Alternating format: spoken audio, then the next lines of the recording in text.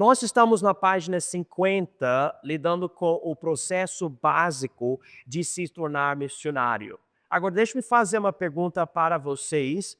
Ah, Vocês acreditam que Deus pode chamar alguém a ser missionário da nossa igreja?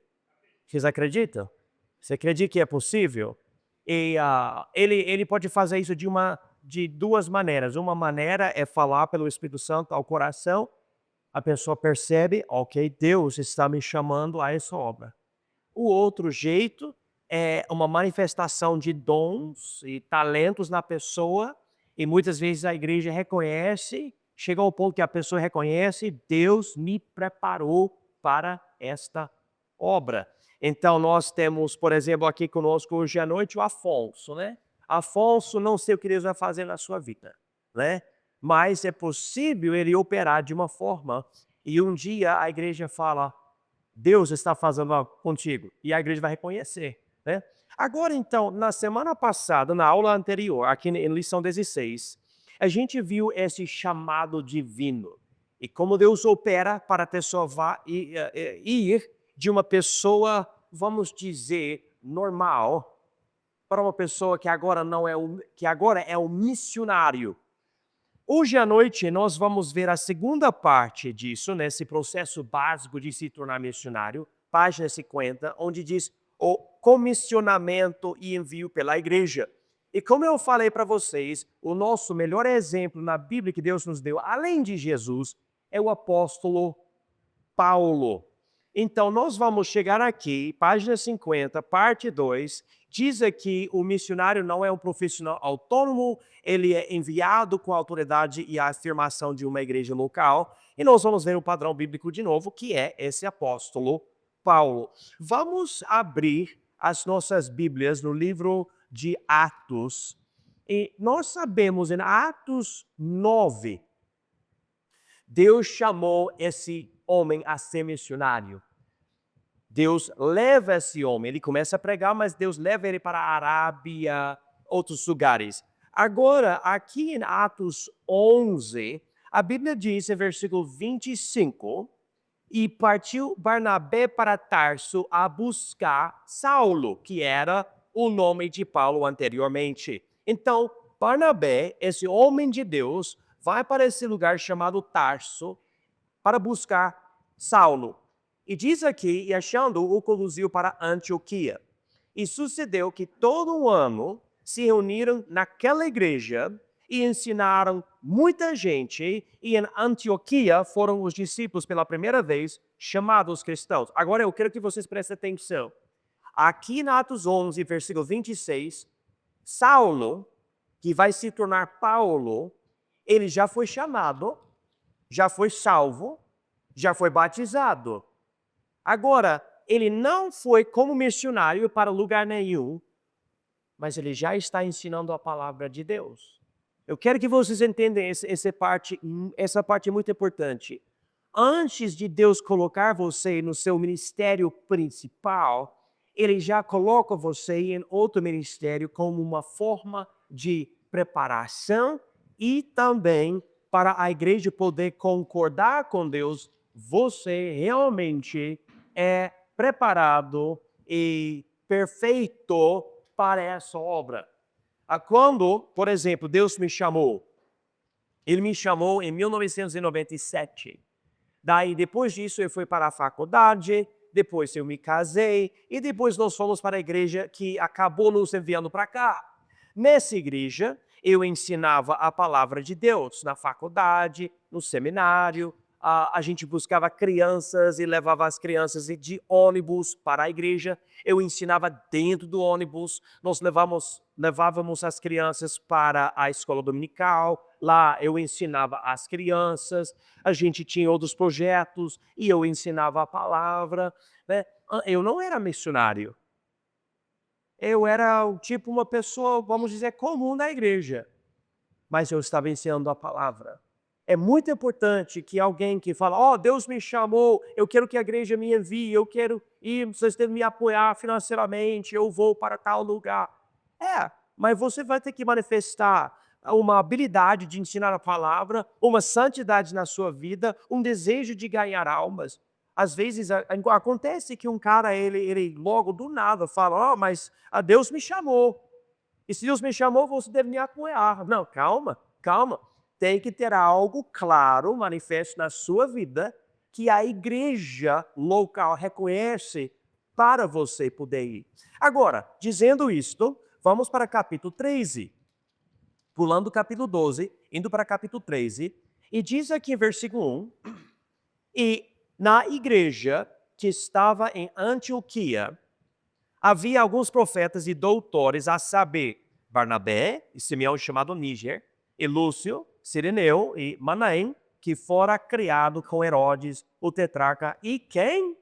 Saulo. Então, Saulo fazia parte desse grupo de homens, de profetas e doutores. Eles ensinavam a palavra, eles ministravam a palavra, eles estavam servindo ao Senhor. Diz isso em versículo 2. E servindo eles ao Senhor.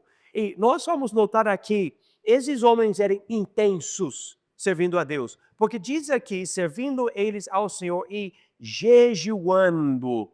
Jejuando. Vocês não precisam levantar a mão ou falar algo, mas vocês já jejuaram? Vocês já passaram um tempo, e eu não estou falando de jejuar porque você quer emagrecer, ou porque você quer, sabe, melhorar a sua saúde, ou porque você ouviu algo de um psicólogo, você achou uma boa ideia. Eu estou falando da ideia de falar, eu preciso de Deus na minha vida, no momento, buscar isso é mais importante do que até comer. Então não vou comer por agora, eu vou buscar a Deus. Esses homens estavam assim. Saulo fazia parte disso, buscando a Deus, ensinando a palavra, muito importante. E nesse momento, note que versículo 2 de Atos 13, disse o Espírito Santo, apartai-me a Barnabé e a Saulo para a obra a que os tenho chamado. Então, naquele momento, o Espírito Santo de Deus, que já tinha chamado Saulo, falou para a igreja, olha, agora é a hora de ele ir como missionário. Vai fazer a primeira viagem missionária dele, ele está pronto para isso. Na minha vida, eu estava na minha igreja, a igreja que me enviou para cá, eu passei 5 anos, de 2005 de 2002 a 2007, ensinando a palavra, aprendendo. Eu estava estudando no seminário e também ensinando na igreja, fazendo obra. A igreja chegou a me conhecer, o pastor, claro, porque ele estava me mandando fazer isso e aquilo, ajudando ele com qualquer coisa que ele precisava. Era roçar grama ou pregar na igreja, qualquer coisa. Ele manda e eu faço, né? Então, era assim. E eu cheguei ao ano de 2007 e eu fiquei meio assim, incomodado, pensando, minhas asas, é como se eu estivesse dentro de uma gaiola, eu quero levantar as minhas asas e voar, mas aqui não dá. Deus já me chamou a ser missionário no Brasil, essa igreja é maravilhosa, eu amo esse povo, é um lugar ótimo para mim, eu gosto de ensinar a palavra para essa igreja tão madura, para esses alunos da faculdade. Eu me lembro, a aula, aqui é pouca gente, né? Na aula de introdução a missões que eu ensinava lá, tinha 150 alunos cada aula, né? E aqui não. Então, é diferente, mas eu lembro disso, mas ainda eu assim querendo ser missionário. E daí, do nada, meu pastor, nesse mesmo ano, falou para mim, John, o que você gostaria de fazer? Eu falei, pastor, eu amo o Senhor, eu amo essa igreja, mas as minhas asas não estão conseguindo se levantar para poder orar, para poder voar. Eu sei que Deus está querendo que eu vou para o Brasil como missionário agora. Ele já sabia que estava nos planos e tudo. Ele falou, bom, eu te apoio 100%. E daí eu comecei a orar, a buscar a Deus, e Deus abriu as portas, a igreja me ordenou, os homens colocaram as suas mãos nos meus ombros em um culto, e eu fui enviado pela igreja com toda a autoridade dela. E eu tenho essa mesma autoridade na minha vida hoje. Se o meu pastor atual agora, que você sabe, meu pastor faleceu, então a gente tem um novo pastor. Se ele ligar para mim e falar, irmão, é o seguinte, por causa de algumas coisas você precisa voltar. Então, eu vou voltar. Graças a Deus, no meio batista independente, isso é raríssimo. Provavelmente eu vou ter que pecar para isso acontecer. Então eu não tenho nenhuma preocupação.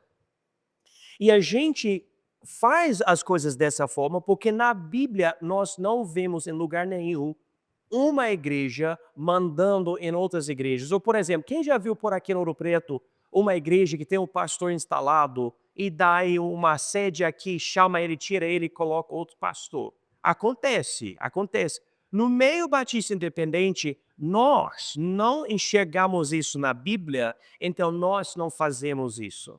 E o meu pastor de lá me deu bastante liberdade. Eu conheço outros batistas independentes, e o pastor deles dá menos liberdade. Tudo bem. Eu não estou aqui para concordar ou discordar. O que eu estou dizendo é que existe essa ideia da igreja local ter autoridade. Libera essa pessoa por enviar. Então a gente vê aqui, em versículo 3 de Atos 13, então jejuando e orando, e pondo sobre eles as mãos, os despediram. E essa despedida é a ideia de enviar. A igreja enviou. Agora, junte isso com o versículo 4. E assim, estes enviados pelo Espírito Santo. Então, despedidos pela igreja e enviados pelo Espírito Santo. E começaram a primeira viagem missionária. Então, isso é muito importante. Então, agora, vamos chegar aqui na página 50 da apostila e ver a aplicação moderna. Nos dias de hoje, ok? Deus, eu usei o Afonso, né? Pode ser o Cristo, né? Mas usa alguém. Deus chama ele. Então, Cristo, se Deus chamar você a ser missionário, o que você vai fazer? Você vai ficar servindo a Deus na igreja, aprendendo, conversando com o seu pastor, tentando fazer a sua parte na obra, se envolvendo, e você deve manifestar para a igreja que você é um irmão fiel. E quando chegar a hora do Espírito Santo falar, todo mundo vai falar, mas ele é fiel mesmo. Ele ensina bem a palavra, ele cresceu na Bíblia, ele está servindo a Deus, ele é fiel nos cultos, realmente uma pessoa confiável. E daí a igreja, com a autoridade dela, envia. Então esse é o papel da igreja, vai ver esse homem e vai enviar esse homem. Agora, a estrutura de envio, aqui no fim de página 50, tem algumas opções. Quando a igreja envia, é a igreja que tem autoridade e a igreja tem a opção de enviar diretamente. No meu caso, não existe alguma entidade ou uma missão, uma junta que escolheu me mandar para o Brasil. É totalmente a minha igreja. Outras igrejas apoiadoras, mandam sustento financeiro para a minha igreja nos Estados Unidos. Essa igreja coloca esse dinheiro na minha conta bancária e eu uso esse dinheiro aqui no Brasil para sobreviver e fazer as coisas que eu faço por aqui. E funciona. Funciona principalmente porque a nossa igreja é uma igreja grandona. E dá para lidar com tudo isso. É muito trabalho. Eu lembro quando eu era, por um tempo, o diretor de missões da nossa igreja. Eu lidava com os missionários. E eu tinha 5 secretárias para resolver as coisas nessa época. Só para vocês terem uma ideia. Agora, você fala da nossa igreja aqui, pequena como que ela é, né? Vai ser muito difícil um negócio desse, né? Dá para a gente tentar. Se Deus chamar um de vocês para ser missionário da nossa igreja, beleza, nós vamos apoiar, nós vamos ser aquela autoridade por trás de você, sabe? Liberando você para fazer a obra. Mas lidar com tudo, vai ser complicado. Vai ter que ter uma equipe dedicada a isso. E Deus pode fornecer. Mas por causa dessa dificuldade, existe a opção de uma agência missionária, ou seja, uma junta. E aqui a igreja faz uma parceria com uma agência. Nota contextual aqui. As agências ou juntas missionárias existem hoje para lidar com as imensas complexidades logísticas, finanças internacionais, vistos, cuidado obreiro, que Paulo, viajando dentro de de um único império, não enfrentou. Elas são uma ferramenta moderna para facilitar o papel de envio da igreja. Então, você pode imaginar, né? Como missionário, eu preciso entender o que é ter passaporte e visto e quantos reais que eu vou precisar, ou na verdade é dólares que eu vou no câmbio converter e tudo isso. É muita coisa. Uma agência missionária já aprende muito e fala para o novo missionário: você vai fazer isso, isso, isso, isso, isso. E você vai visitar o Brasil, você vai passar esse tempo no Brasil, você vai entender algumas coisas, você vai voltar para os Estados Unidos, você vai espalhar a necessidade que você tem, e as igrejas vão te apoiar, e você vai ter que ter esse tipo de plano de saúde, o convênio, e outras coisas que você tem que ter tudo certinho.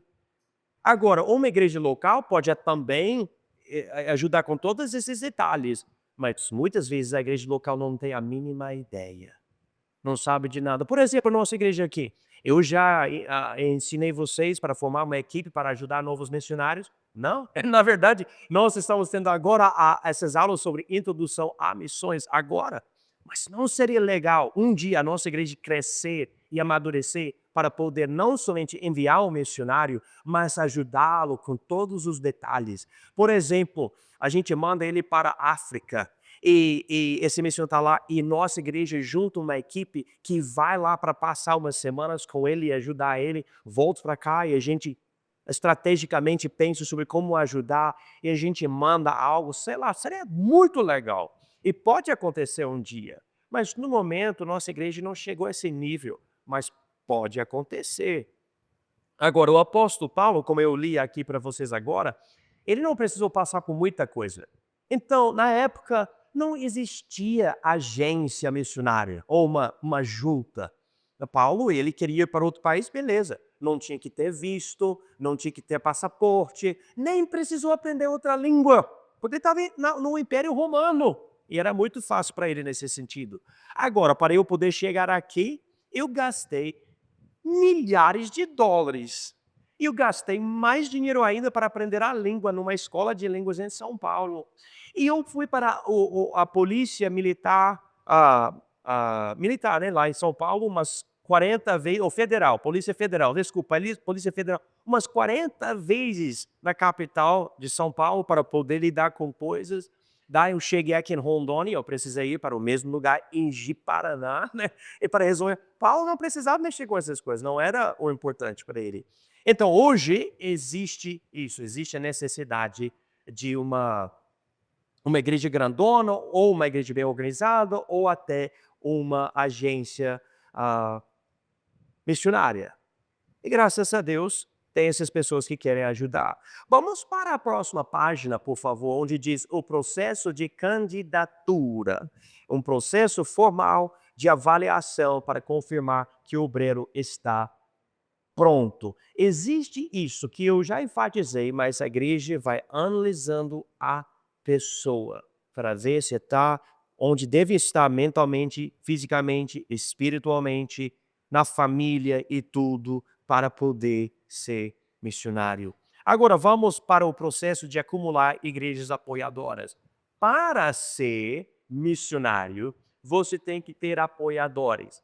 Esse último ano, voltamos dos Estados Unidos, passamos um ano lá, e lá nossa família viajou para 39 estados americanos diferentes. 39! Para pensar, o país só tem 50 estados, a gente foi para 39. Nesses 39 estados, nós fomos para 57 igrejas diferentes. 57. Agora, só para vocês terem uma ideia, é muita viagem. É semanas e semanas dentro de um veículo. Você vai para hotel após hotel, para casa após casa, para Airbnb, eu não sei se vocês falam assim em português, mas alguém aluga a casa para você e você está lá, está tudo pronto para você. E é cansativo, e aí você gasta muito dinheiro. E, infelizmente, nos Estados Unidos, comida que você come no restaurante é caríssima, é caríssima. Então, você acaba orando muito mais ainda por causa dessas coisas.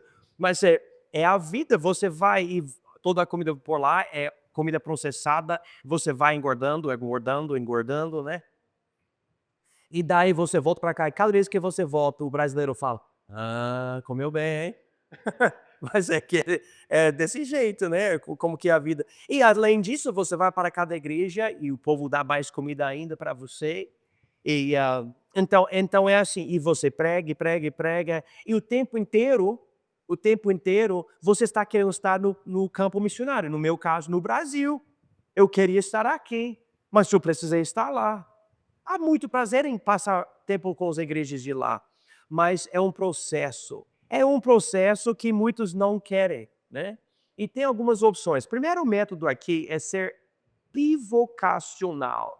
Em vez de visitar um monte de igrejas, você tem um certo tipo de emprego e você vai para outro país e você trabalha um trabalho secular. Daí você tem que ter visto de alguém que trabalha e não visto religioso para fazer isso.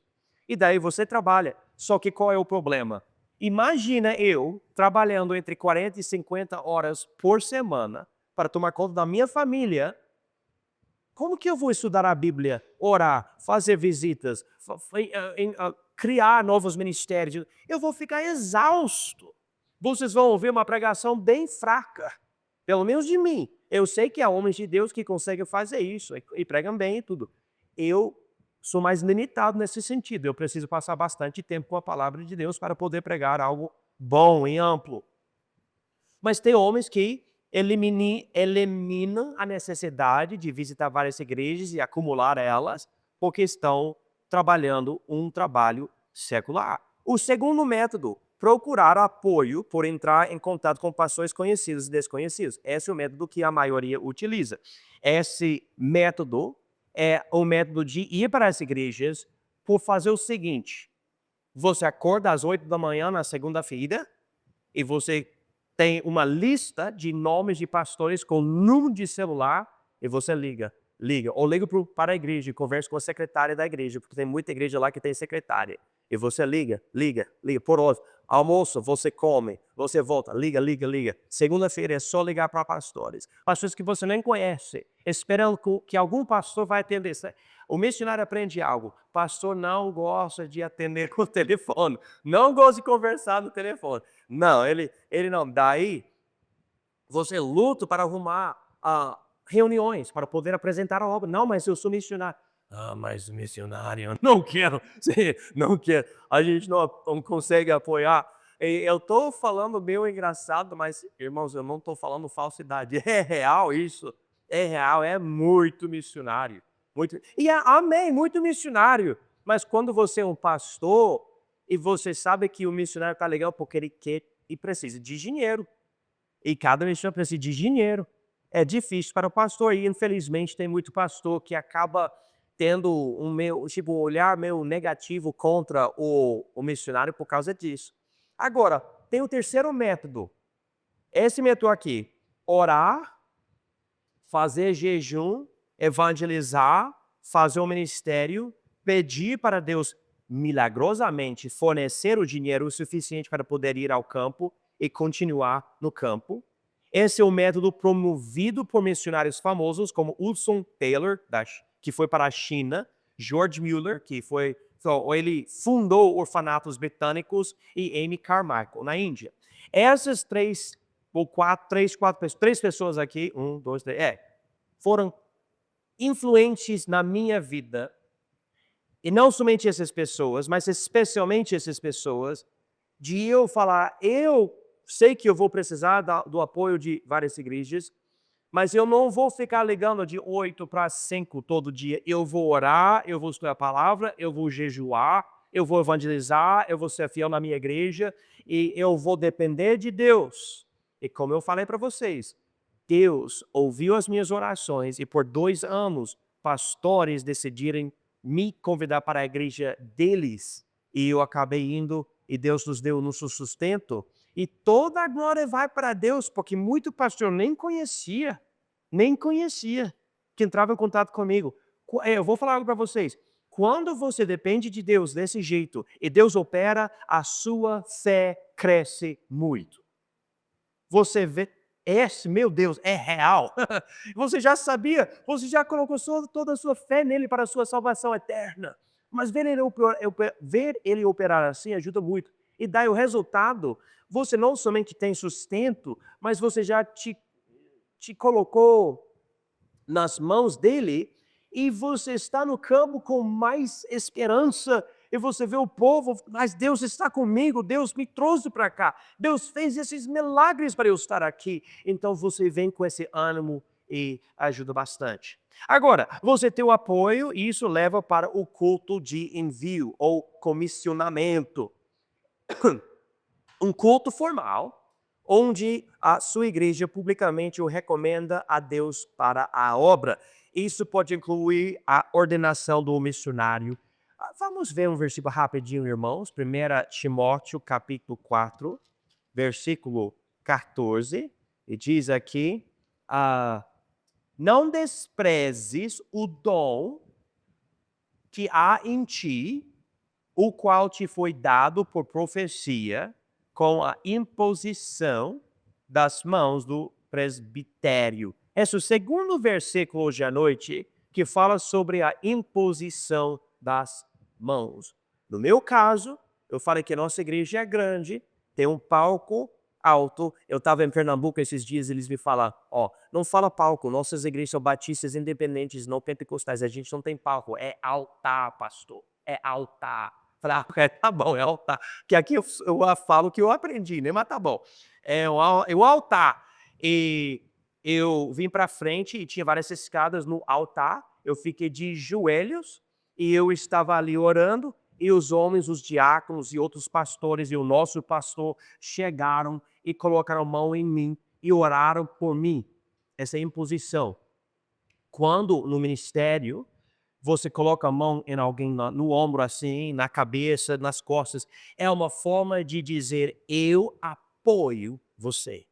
Eu apoio, eu sou a favor disso. Eu concordo, Deus está na sua vida para fazer essa obra. Eu vou falar para vocês, foi um dia muito especial para mim.